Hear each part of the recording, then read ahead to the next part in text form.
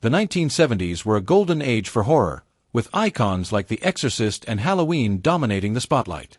But lurking in the shadows are forgotten jewels that deserve their time in the moonlight. These overlooked films push boundaries, ooze atmosphere, and offer a fresh take on terror, often outshining their more famous peers in creativity and audacity. Stick around, because there's a chance you'll discover a new favorite that'll have you sleeping with the lights on, or at least bragging to your friends about your superior taste in cult classics.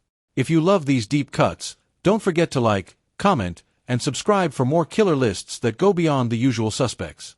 Now, let's go into the sinister vault of 70s horror. Robert Altman dipped his toes into the psychological horror genre with Images, a haunting exploration of a woman's unraveling sanity. Susanna York delivers a chilling performance as Catherine, a children's author who retreats to the countryside, only to be tormented by spectral visions of her past lovers and doppelgangers. The lush, isolated landscapes contrast sharply with the suffocating mental anguish she endures, while John Williams' dissonant score amplifies the tension with jarring perfection. It's a kaleidoscope of paranoia that makes you question what's real, what's imagined, and whether the two can even be separated.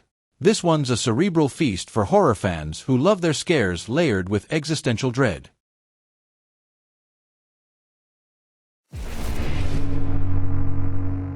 If you think Italian horror begins and ends with Dario Argento, meet Pupi Avati, the unsung maestro of macabre. Set in a remote village, the story follows a restoration artist hired to work on a disturbing fresco of a man being murdered. What starts as an odd job spirals into a tale of art, obsession, and grotesque secrets. The film's pacing is deliberate, but when it hits, it hits.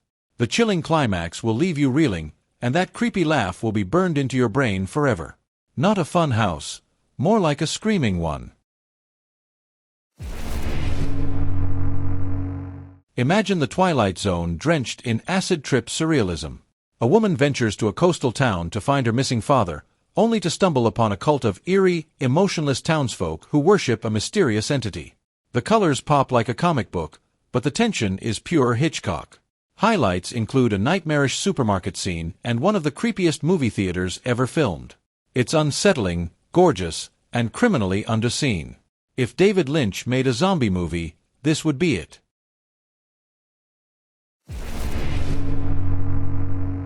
What happens when a soldier comes home from Vietnam already dead? Bob Clark, the same guy behind A Christmas Story, directs this gut punch of a zombie movie that doubles as an anti-war allegory. Andy Brooks returns to his family in suburbia, but something is clearly off. He's too pale, too quiet, and, oh yeah, he's slowly rotting. This is horror with heart and entrails, exploring themes of grief, denial, and the cost of violence. Watch for one of the most heartbreaking endings in 70s horror history. The movie is also known as Dead of Night or The Night Andy Came Home. George Romero is synonymous with zombie flicks, but Martin proves he was just as brilliant outside the undead arena. Martin is a young man who believes he's an 84-year-old vampire.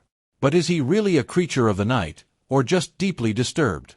This intimate, gritty character study plays with the tropes of vampirism and mental illness, flipping them on their head. It's less Dracula, more like Taxi Driver with fangs.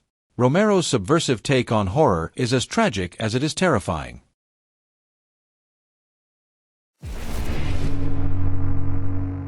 The Tenant is one of the most unsettling depictions of paranoia ever put to film.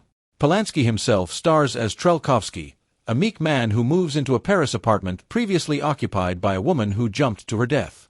As he investigates her life, he starts losing his grip on reality, or does the building itself conspire against him? The film is a masterclass in ambiguity, with surreal visuals and a gut-wrenching sense of isolation. By the time the credits roll, you'll feel like you're losing your mind. Okay, maybe this isn't entirely underrated, but its reputation doesn't do justice to how weirdly genius it is. Donald Sutherland and Julie Christie play grieving parents trying to move on after their daughter's drowning. Set in a crumbling, off-season Venice, the film is a fever dream of grief, guilt, and psychic visions. That red coat is unforgettable, and the finale will leave you speechless. If you've never seen it, prepare to be shook. Pro tip: avoid gondolas after watching. Folk horror aficionados, rejoice. This creepy British horror sees a small village in the 18th century plagued by demonic possession. Think The Witch, but with more 70s flair.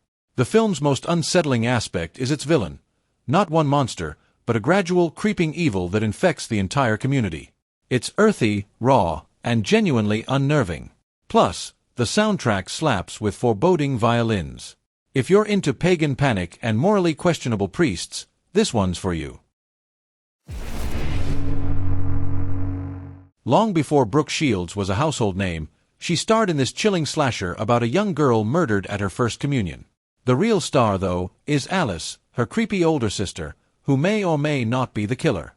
This film blends Catholic guilt, family dysfunction, and genuinely shocking moments. Also, the translucent mask the assassin wears is simply nightmare fuel. If you loved Black Christmas, this offers a similarly spine-chilling vibe with a unique mystery.